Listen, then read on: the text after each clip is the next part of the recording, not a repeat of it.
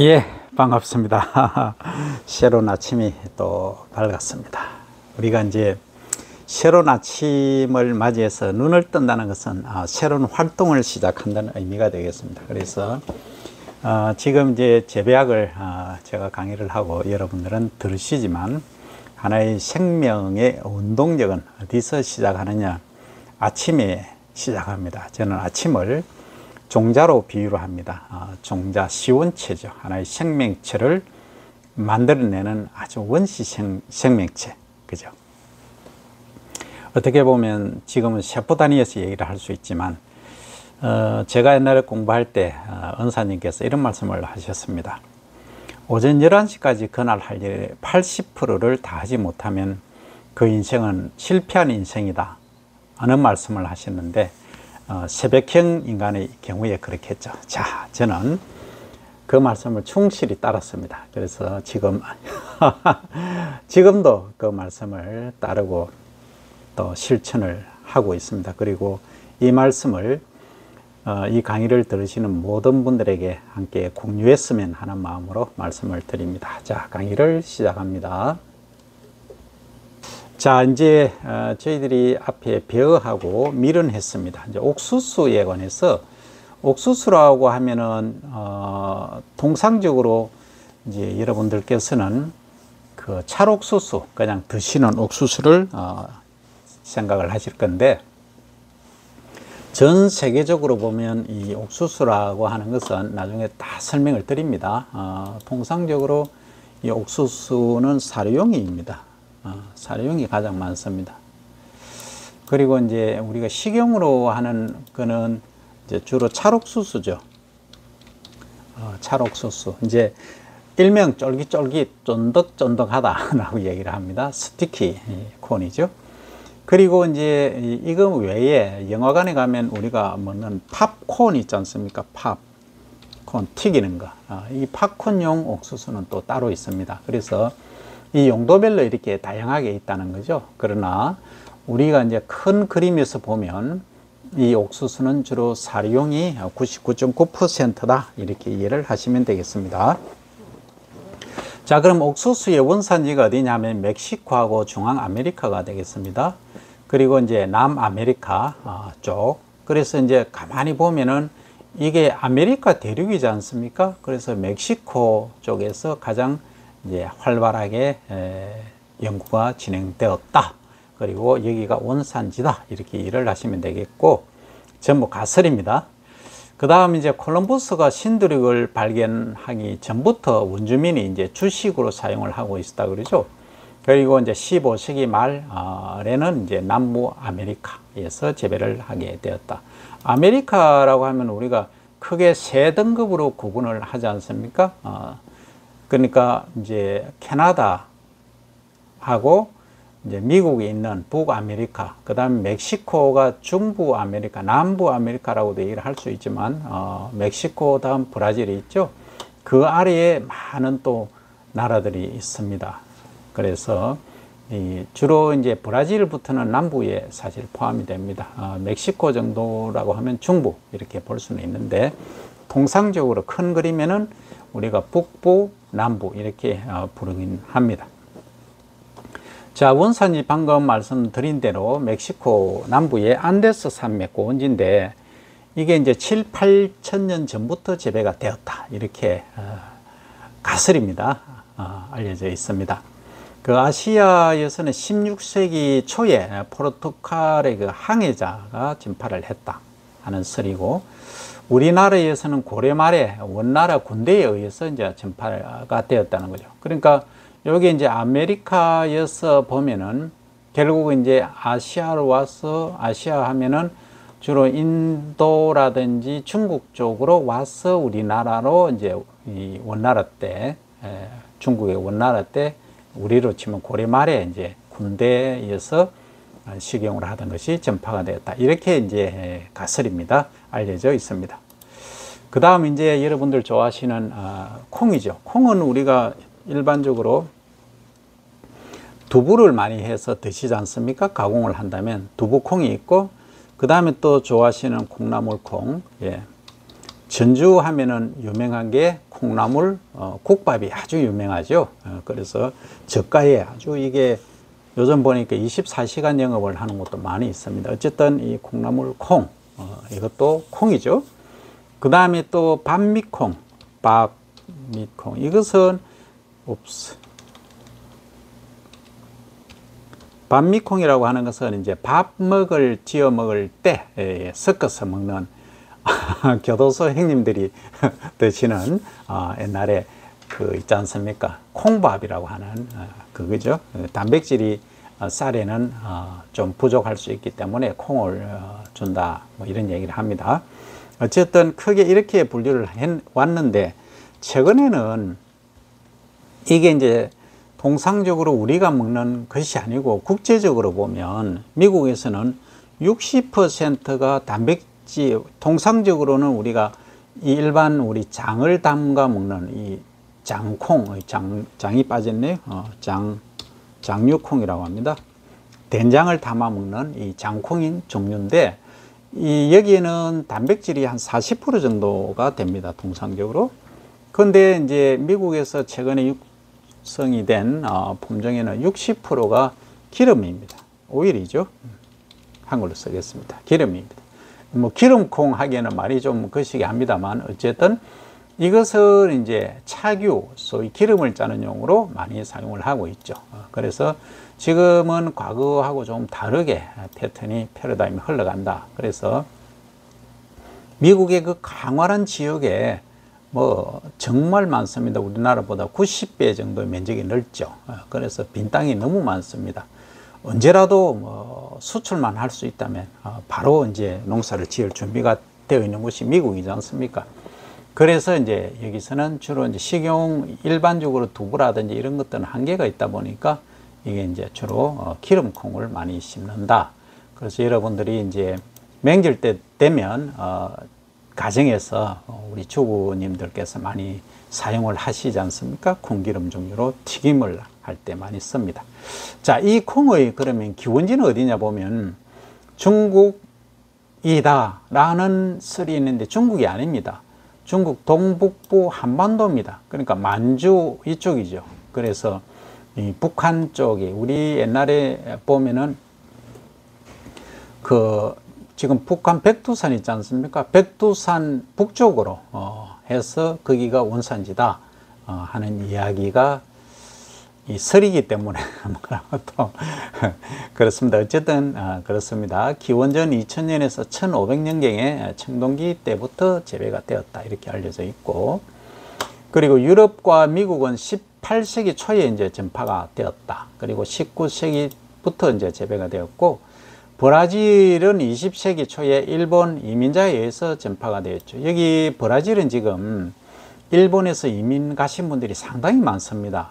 생각보다 많습니다. 브라질에 광활한 영토를 차지하고 있는 그 대지주들이 일본 분들이, 이민자분들이 상당히 많이 계십니다. 자, 그 다음 이제 일본에서는 1900년부터 2000년 전부터 재배가 되었다. 결국은 뭐 우리 쪽에서 건너간 거겠죠, 그죠? 네, 그렇게 이해를 하시면 되겠습니다. 자, 콩은 이 정도로 하고, 그 다음 우리가 작물의 원산지라고 얘기할 때는 최초로 이제 어디에서 발생을 했느냐, 발상이라고 하죠. 어디서 발생 또는 발상을 했느냐, 이 지역이죠. 그래서 이제 이것은 지리적으로 이제 기원을 따져간다. 그래서 이것은 원산지에서 전파된 과정을 보고 이야기를 하고 있습니다. 자, 그러면 지금까지 이제 원산지 이야기를 많이 했는데, 이 원산지에 관한 썰을 주장한 사람들이 많습니다. 가설이죠, 그냥. 자, 첫 번째 분이 바빌로프라는 사람이 가장 많이 알려져 있습니다. 1926년도에 이분이 이제 우성 유전자 중심설이라는 썰을 내놨습니다. 그러니까 유전자는 DNA라고 하죠. DNA 중심인데 우성, 그러니까 우성과 열성이 있는데 유전자 중에서 강한 유전자만 중심으로 살아남고 열성은 다 도태되지 않습니까? 그렇듯이 이게 이제 사람도 옛날에는 뭐 진화론에 의하면 꼬리가 있었다 얘기하는데 꼬리가 필요 없으니까 이제 없어지기도 했고, 또 강자만이 살아남는다 이런 쪽으로 이해를 하시면 됩니다. 자, 어쨌든 이 유전자 중심설에 의해서 이 바벨로프라는 사람, 과학자가 1926년에 제안을 했습니다.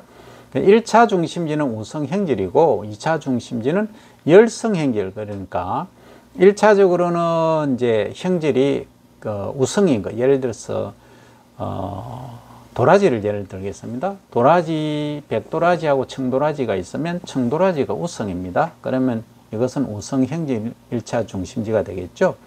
그 다음에 이제 2차 중심지로서는 열성형질이 있는데 이것은 지역적인 특징적 우성형질을 또 나타내기도 합니다. 그런 게 2차 중심지는 열성형질을 가지고 얘기하는데 열성형질도 있지만 지역적인 또 그 지역의 특이한 또 우성형질을 나타내는 경우도 있다 하는 이야기가 되겠습니다. 그 다음 그러면 우리가 이제 번호 순으로 해서 이제 8개로 이렇게 분류를 클래시파이를 해놨죠. 지역별로 해보면 가장 이제 첫 번째가 중국을 꼽는데 중국의 중심으로 보면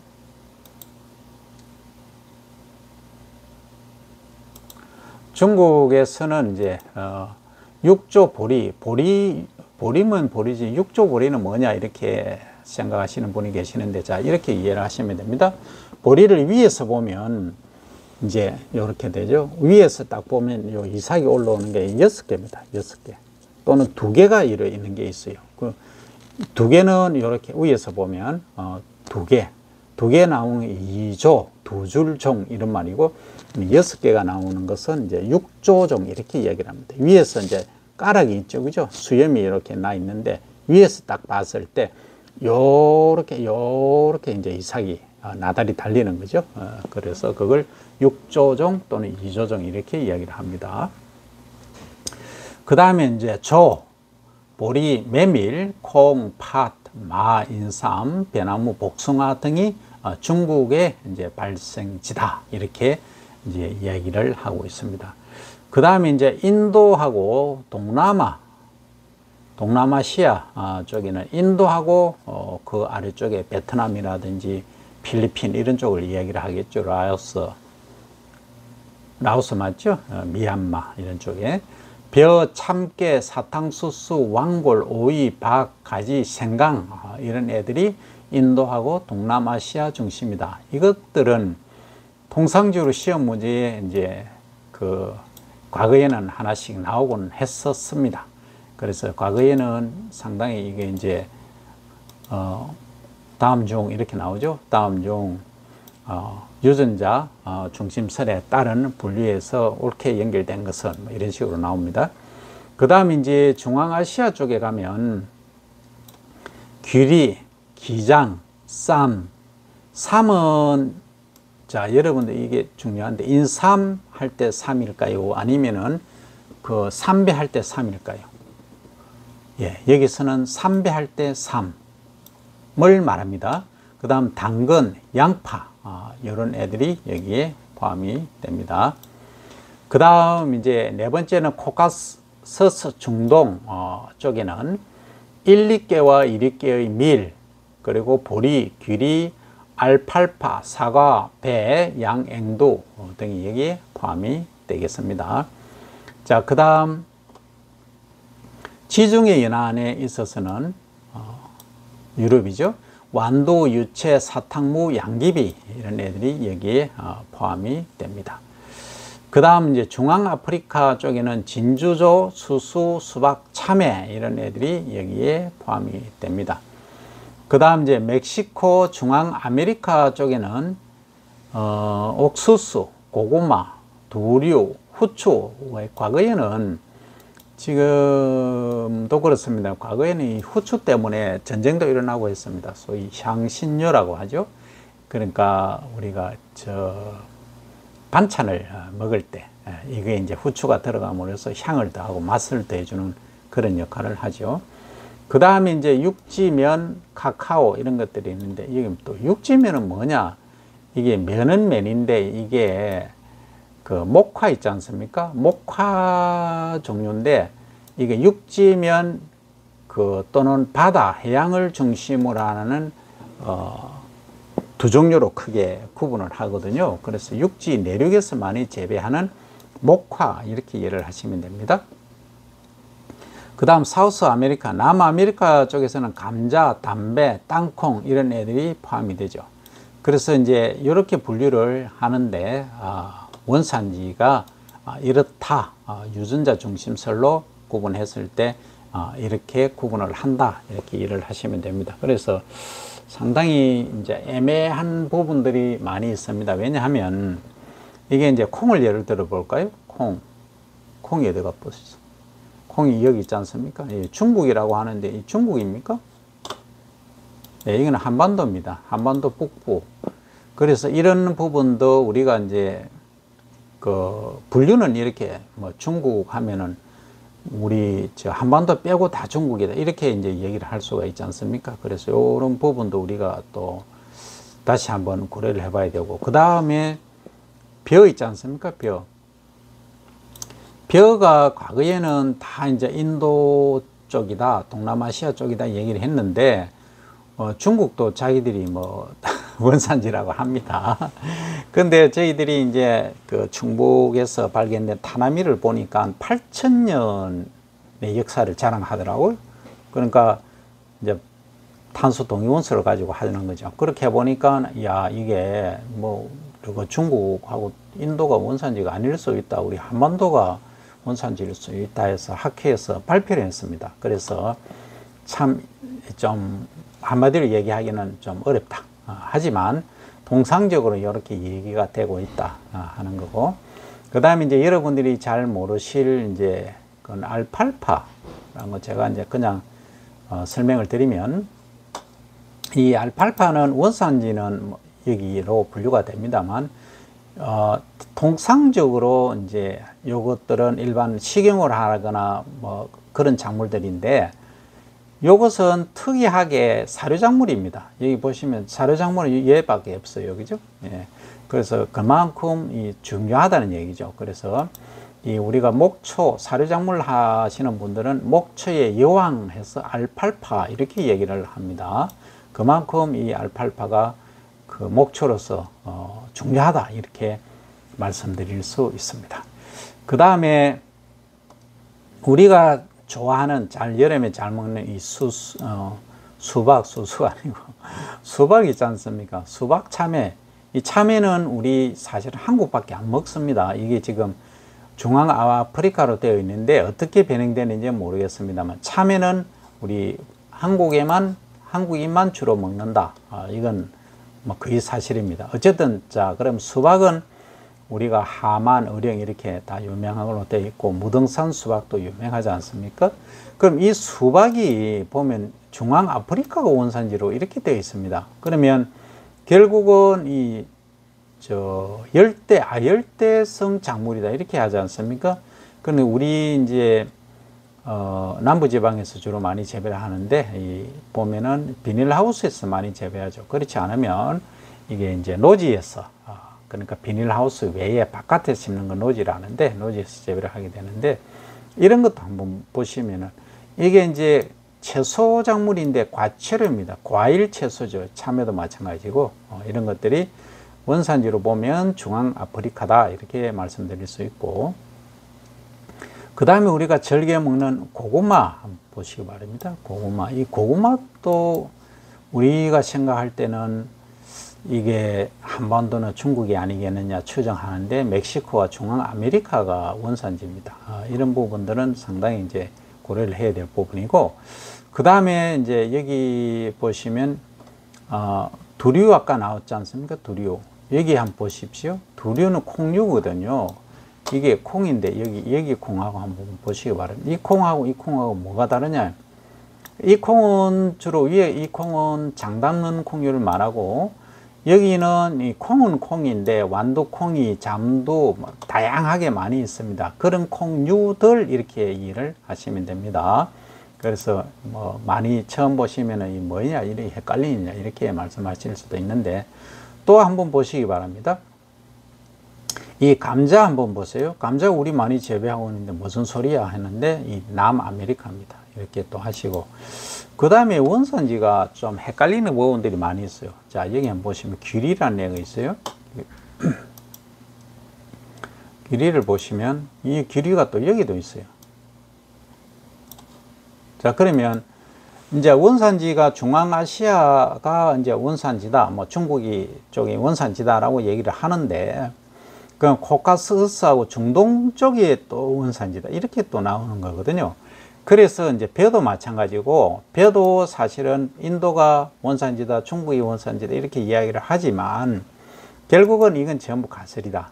그래서 이것은 이제 사실은 공식적인 그 시험 문제로 내기에는 상당히 부담감이 있습니다. 그래서 뭐 그러나 이게 분류를 할 때는 이렇게 이해를 하시면 됩니다.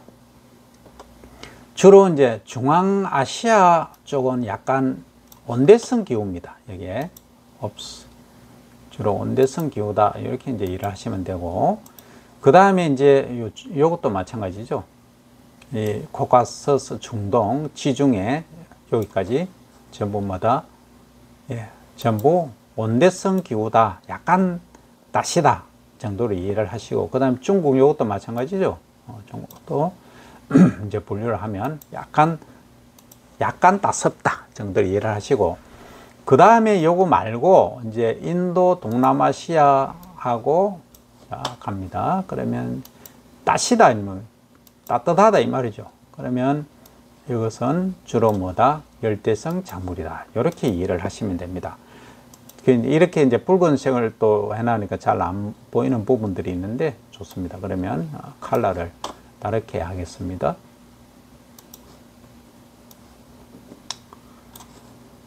자, 이렇게 하면 다 보이죠. 자, 이렇게 우리가 이제 분류를 할 때, 자, 그러면 약간 따뜻한, 그러니까 그냥 온난한 지방에 잘 되는 작물, 그 다음에 요거죠. 이 이제 바탕색이 약간 남색입니까? 청색 계열. 그리고 이제 이 붉은색으로 한 것은 일대지방 또 열대성 기후. 그래서 위도상으로 봤을 때 적도에서 한 25도, 30도 내외에 주로 재배되는 작물이다. 그러면 우리나라에서 만약에 이게 수박이나 참외 이런 거 재배한다면은 이것은 여름에 재배한다는 거죠. 그렇게 이해를 하시면 됩니다. 그리고 옥수수, 고구마, 뭐 콩 이런 것들도 전부 여름에 재배를 하죠. 그리고 여기 이제 육지면이라고 되어 있지 않습니까? 육지면, 자, 그러면은 목화는 어디서 연구를 하느냐? 예, 목화는 과거에 우리나라 목포에 시험장이 있었습니다. 지금은 이제 바이오니즈 연구소로 바뀌었지만 여기는 고구마라든지 또 이 목화는 지금은 연구를 거의 안 합니다만 어쨌든 여기서 연구를 한다는 거죠. 그리고 여기 남아메리카 원산지로 되어 있는 담배, 땅콩 이런 것들은 전부 고온성 작물이다. 여름에 주로 재배한다. 이렇게 이제 이해를 하시면 되는 겁니다. 그래서 우리가 이 원산지를 가지고 이제 분류를 함에 있어서 이 작물들이 어디에 포함될 수 있겠느냐 이렇게 이제 할 때는 이 개념을 여러분들이 잘 잡고 가셔야 됩니다. 그리고 벼도 마찬가지죠. 벼 하면은 실제 우리가 뭐 인도 얘기를 하지만 우리가 여름에 또 재배하지 않습니까? 이 고온성 작물이죠. 그 다음에 사탕수수 하면 대표적인 것이 어디입니까? 브라질이지 않습니까? 아주 따숩죠. 따뜻하다 이 말이죠. 그래서 여기에 재배하는 것들은 전부 뭐다? 여름 작물이다. 그와 반면에 이제 보리, 아까 육조 보리도 나오고 또 보리도 나오고 메밀 나왔지 않습니까? 그러면 이게 메밀은 뭐 이회성님의 메밀꽃 필 무렵이라는 소설이 있지 않습니까? 처럼 이렇게 이제 메밀 하면은 봉평해서 약간 서늘한데 그러니까 봄, 가을에 이렇게 이제 이해를 하실 수 있겠죠. 그래서 이렇게 이제 구분을 해 놓으시면 되겠습니다. 그리고 이제 여기 우리가 통상적으로 배나무, 복숭아 이런 애들은 이제 여름에 자라긴 합니다만 온대성 기후에 잘 자란다. 이 정도로 이해를 하시고, 그 그 다음에 여기 보시면 밀보리 이런 애들은 사실은 고온성 작물, 뭐 온대성 작물이라기보다는 저온에 강한 작물로 알려져 있습니다. 아주 이제 저온에 강하죠. 얘들은 특히 이제 밀 같은 경우는 마이너스 5도, 7도, 10도까지도 견디는 그죠. 길이도 마찬가지입니다만 겨울성 작물이죠. 그러나 얘들이 열매를 맺는 것은 언제 맺습니까? 결국은 봄, 여름에 이제 수확을 하기 때문에 이런 점도 사이클상에서 인지를 해 주시기 바랍니다. 자, 요것만 이해를 하시면 이제 작물에 있어서는 거의 한 20% 정도는 이해를 했다. 이렇게 말씀드릴 수가 있습니다. 자, 다음 갑니다. 자, 그러면 한 분만 했느냐? 바빌로프란 분만 했느냐? 아니더라는 거죠. 캔돌레라는 분도 재배 식물의 기원에 관해서 이제 말씀을 하셨죠. 이것은 1883년입니다. 더 오래됐죠. 그죠? 재배 식물의 기원이라 해서 1883년이니까 바빌로프가 제창한 1926년보다 거의 5, 60년 정도 앞선다는 거죠. 그 전에 이제 저술이 됐죠. 이것은 이제 야생종 분포를 탐구해서 이제 고고학, 사학, 언어학 속에 이제 사실들을 가지고 그 다음에 이제 사제, 전설, 국이 이런 전해오는 것들, 그리고 원산지를 199종을 이제 전 세계적으로 그리고 45종을 또 신세계, 이 구세계 신세계 참 말이 좀 그런데 구약 신약 이런 말은 아니고 과거 세계 그리고 새로운 세계 이런 말입니다. 그리고 이제 이종은 아프리카에서, 그리고 또 이종은 일본에서 이렇게 이제 해서 원산지를 구분을 했습니다. 그래서 이제 우리가 작물의 원산지를 꼽을 때는 두 분이 뭐 가장 유명하다.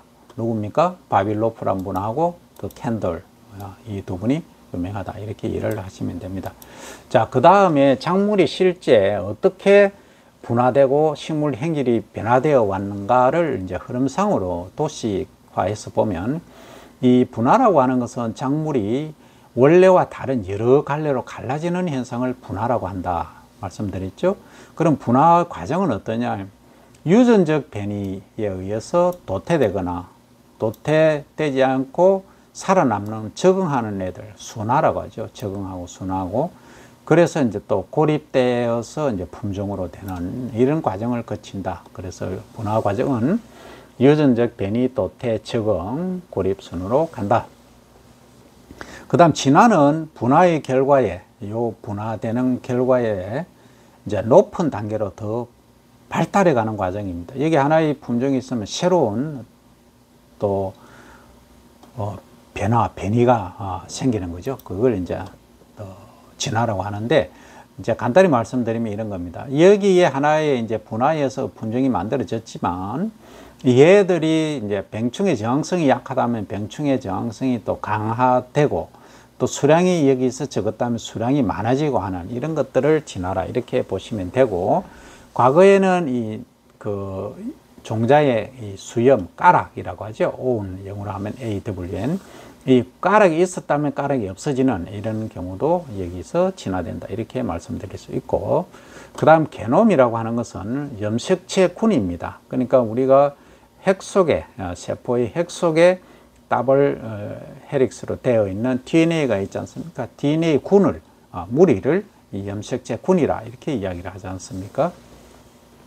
이 기아라는 사람이 밀교배의 이제 잡종의 염색체 수에서 유전 연구에서 이제 염색체 기본수를 발견했다. 뭐 사람은 얼마냐 하면 23N이죠. 그죠? 그러면 이제 46, 여성은 XX고 남자는 XY를 띠지 않습니까? 여기 성염색체지 않습니까? 그렇게 이제 구분을 하는 거죠. 이렇게 진화해 왔다. 이렇게 이해를 하시면 되겠습니다. 그래서 이 게놈 염색체에 관한 부분도 나중에 더 이제 상세히 설명을 드리도록 하겠습니다.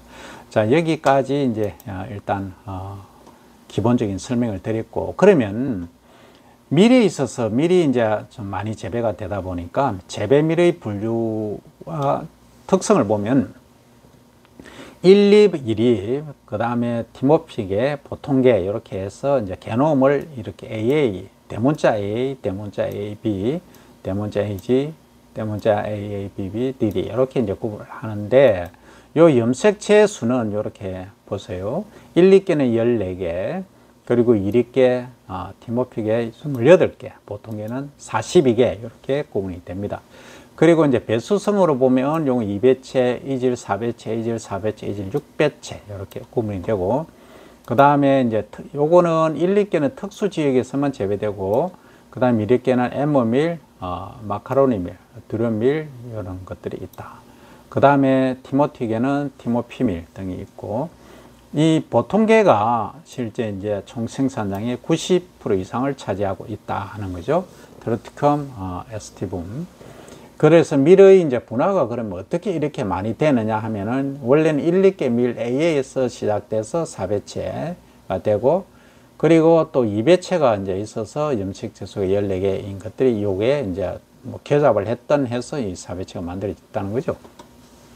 그래서 이제 4배체가 이제 6배체로 되는 데는 계밀이라고 하는 얘가 또 조인이 된 거죠. 그래서 6배체가 만들어져서 오늘의 빵밀인 이 99%는 뭐하고 90% 이상 재배되고 있는 빵밀이 만들어졌다. 이렇게 말씀을 드릴 수 있습니다. 이렇게 분화하고 형질이 변화된다 하는 것입니다.